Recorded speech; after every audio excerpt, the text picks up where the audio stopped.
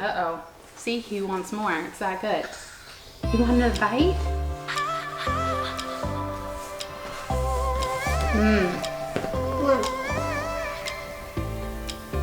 Good enough?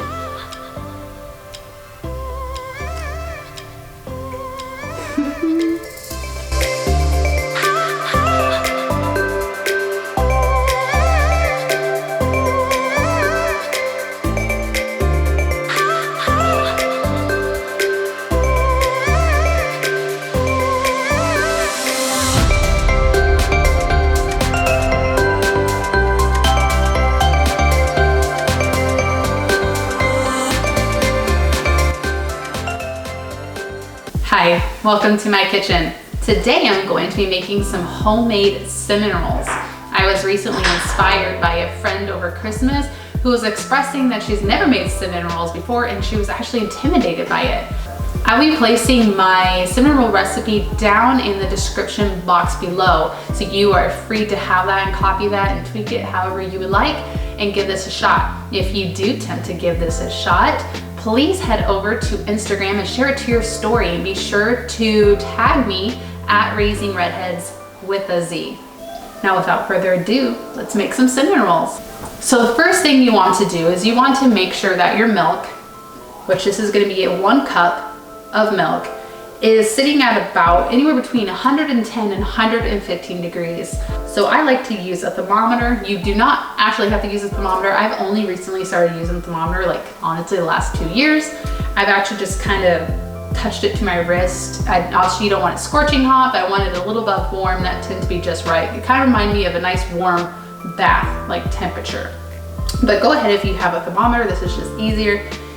And I just give it a little stir just to make sure there's no hot spots or anything, and I just place it in there and see how warm it is. I am currently reading at 112 degrees, so I am perfect. So now I am going to pour my 1 cup of milk into my mixing bowl here. And then go ahead and sprinkle your 2.5 teaspoons of instant dry yeast over the top. Just give that a little stir.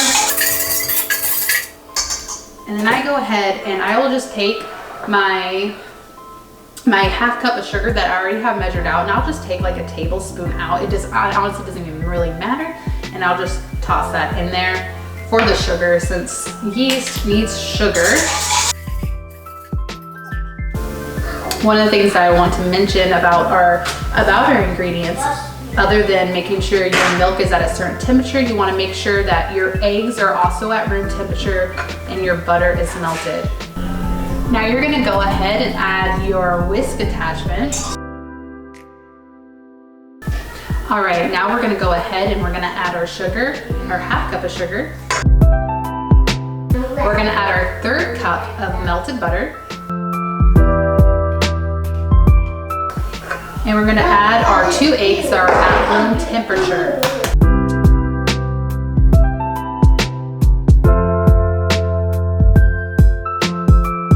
And then we'll go ahead and crank this up and mix this. All right, that has been mixed well. I'm going to go ahead and bring this down so I don't make a mess. Now I'm going to go ahead and sprinkle my salt in here. Be good.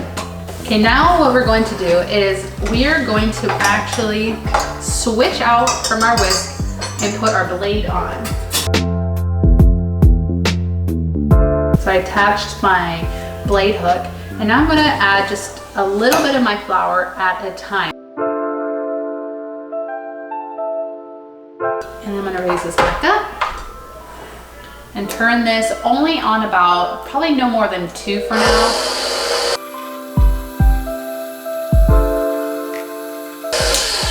Shut that back off. Go ahead and scrape your sides.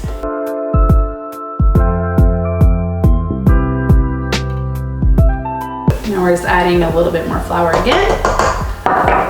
Doing the same thing.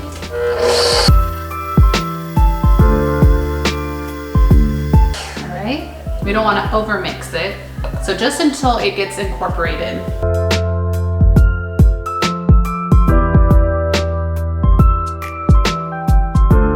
to do it again.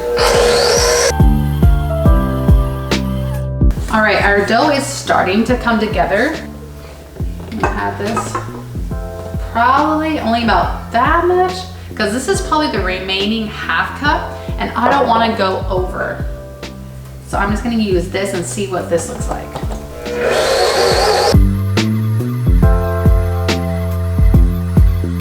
And so I'm going to go ahead and lower this down, and then we're going to take off this blade attachment. I'm going to go ahead and scrape off all this dough that we have on here. Dough.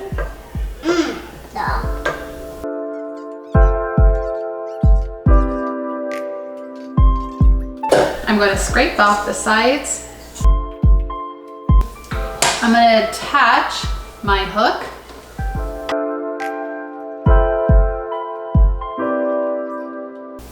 And we're going to use the dough hook to knead the dough opposed to doing this by hand. Like I said, on this step, you could just throw it onto a sanitized flour surface and just knead with your palm. But since I have a hand or the stand mixer, I'm going to be just using my dough hook, and I'm going to set this on no more than 2. If you go above 2 on something like a KitchenAid, it's actually really bad for the motor. So I'm going to keep it on a 2, and I'm going to let it knead for about 5 to 7 minutes. You want your dough to be tacky, but not overly too sticky. It should be still clean to the sides of your bowl, so please do not be tempted to add more flour if it's doing this. If it's feeling like super sticky and sticking to you, then add just a little bit of flour at a time. If you're able to touch it and it's tacky but not really sticky, leave it as is. It means it's perfect.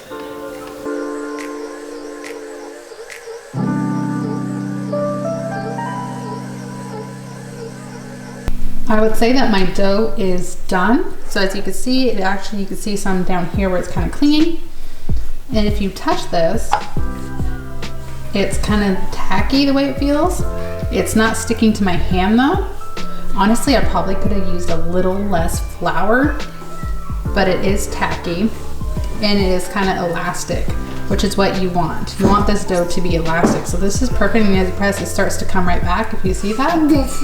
All right, now since my dough is done, I'm gonna go ahead and take this really large bowl that I have and some butter, and I'm just gonna grease it, and I like to do it like this. That way I don't have to like touch the butter and use something else. I just use this stick of butter and I will grease my bowl.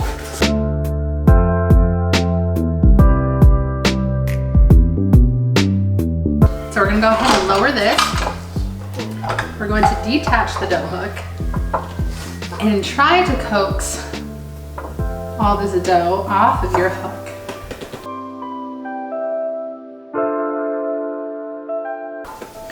And then I'm gonna just throw this.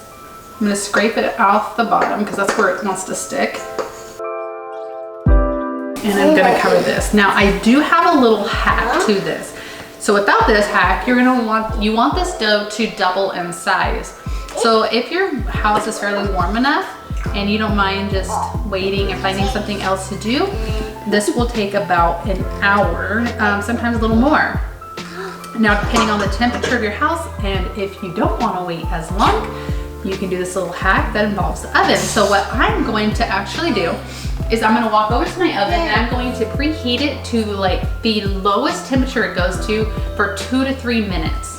Right, the lowest temperature my oven gets to is 170 degrees. Now I'm gonna let it preheat for just 2 to 3 minutes, no more than that, and then I'm gonna shut it off. And then I'm gonna go ahead and place this bowl inside the oven for it to rise.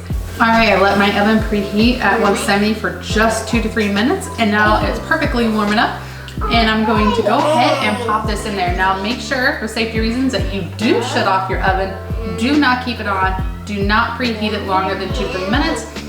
And make sure you can go ahead and put your hand in there and feel. You should actually be able to touch things. It should not be hot to the touch.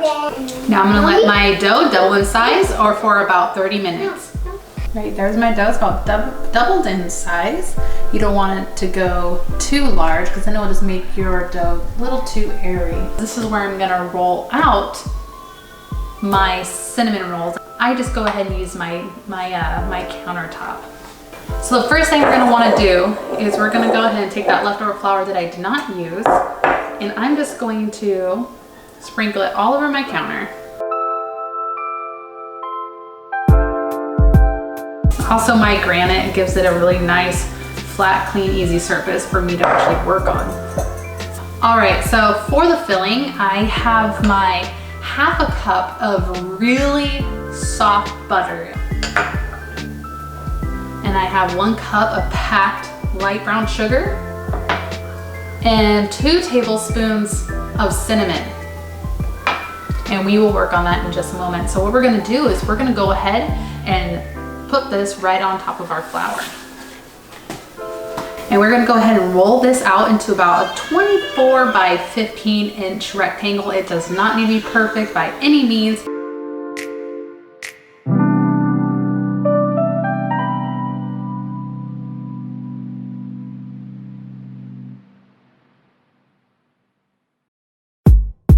All right, so I have my dough rolled out as great as I could get it, where it's pretty much even. I just went ahead with my hands like this and just made it a little bit closer to a rectangle. All right, now we're gonna make our filling. So I'm just gonna get a small bowl and we're gonna mix our 1 cup of packed light brown sugar and our 2 tablespoons of cinnamon into a bowl and just mix it up.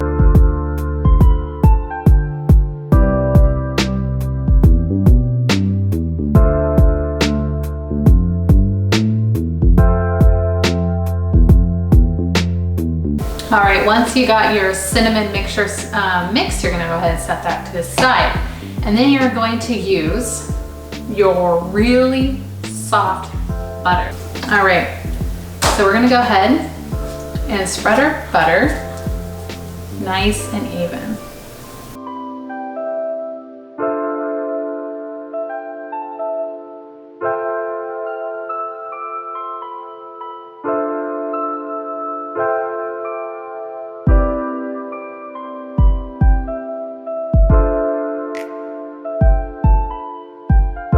And then you're gonna generously use all of your cinnamon mixture.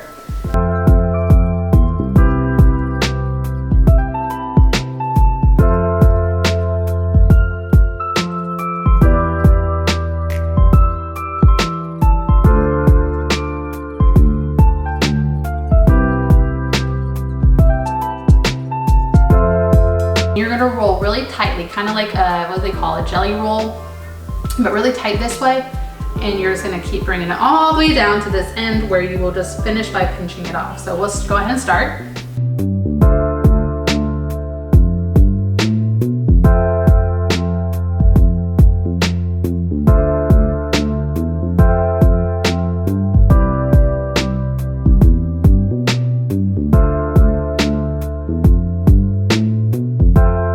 All right, now so we're going to get a 9 by 13 pan and we're gonna grease it really well. And then we're gonna divide these up into about 12 rolls and place them in the pan where they're gonna continue to rise for anywhere between a half hour to 60 minutes covered, the same exact way that we did the dough in the first place.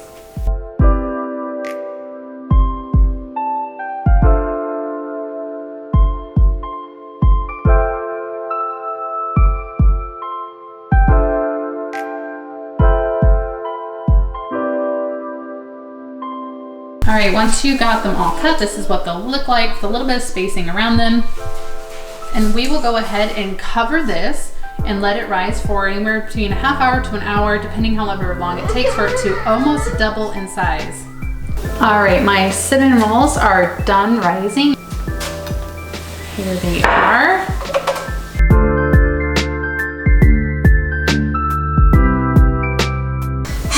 Now I've taken just a smidge under a half a cup of cream and I warmed it up in the microwave, just lukewarm, warm to the touch. You don't want it too hot. You're just basically taking the chill off. Now this is the part that I think that will shock all of you compared to some of the recipes you've seen.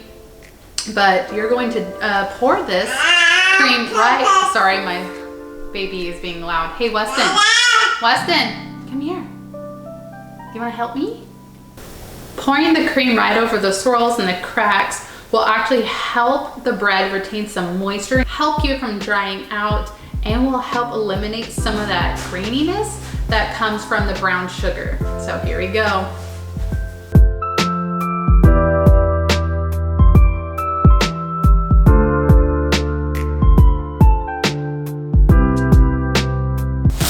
And so now we're gonna take our cinnamon rolls and we're gonna pop them right into the oven. Now I did put my timer on for 17 minutes. This can actually take upwards to 25 minutes or so, depending on just how big the cinnamon rolls are and depending on the oven. If the centers are not cooked all the way through, but I love the color, I will go ahead and place a piece of foil really loosely, not even like scrunching it over or anything like that. I'll just set it right over the top, and that will help put a stop to that browning until my centers and my cinnamon rolls come out clean. I'm gonna go ahead and begin making my frosting right now, only because I prefer applying my frosting to my cinnamon rolls when they're piping hot, like fresh out of the oven, because I like my frosting to actually melt completely, and then it helps like the cinnamon rolls just absorb up that frosting. It makes such a difference to the cinnamon rolls. So I'm gonna go ahead and start that now. So as I said, I have 2 cups of powdered sugar, and then I'm going to use a ½ tablespoon of vanilla, 6 ounces of cream cheese that is softened, and a 1/3 cup of butter also softened. So the first thing I'm going to do is I'm going to cream together the cream cheese and the butter.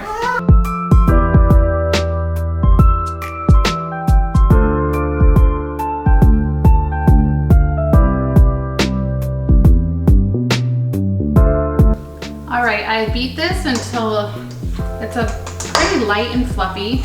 At this point, I'm gonna go ahead and add my ½ tablespoon of vanilla after scraping down the sides. And then I'm gonna beat it on high for maybe another minute or 2.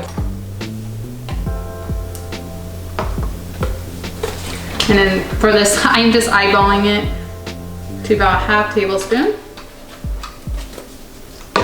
And I'm gonna go ahead and beat it on high. All right, I'm finished beating my butter and my cream cheese and the vanilla. I'm gonna scrape down the sides again so I can get that. And then I'm gonna go ahead and add all 2 cups of my powdered sugar.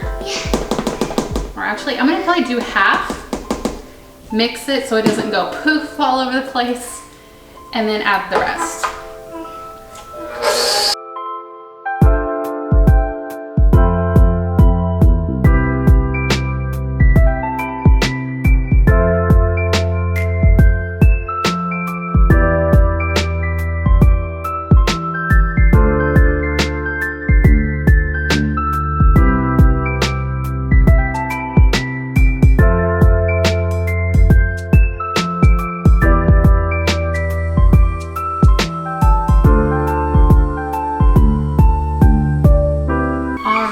My frosting is all done. Nice and fluffy. I'll let Weston have a taste.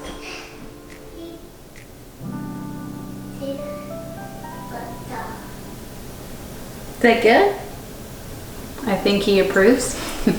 Remember, if you liked any of this content, what you saw, please hit the like button and subscribe. It really does help a lot, and I rely on that.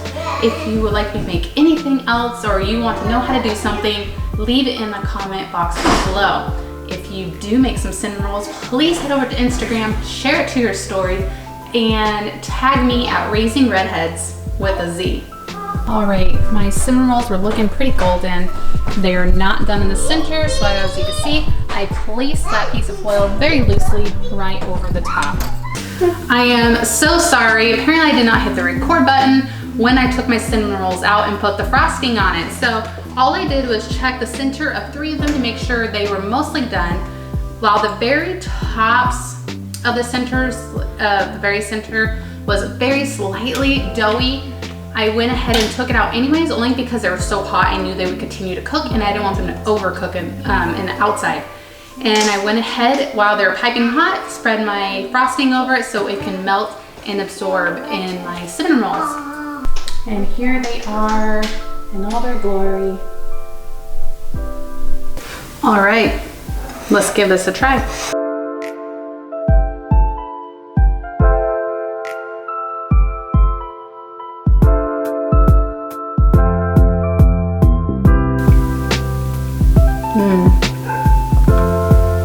That is really good.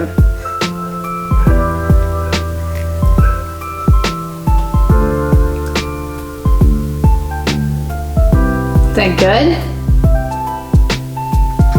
Seriously, really, really good. I'm gonna have one more bite.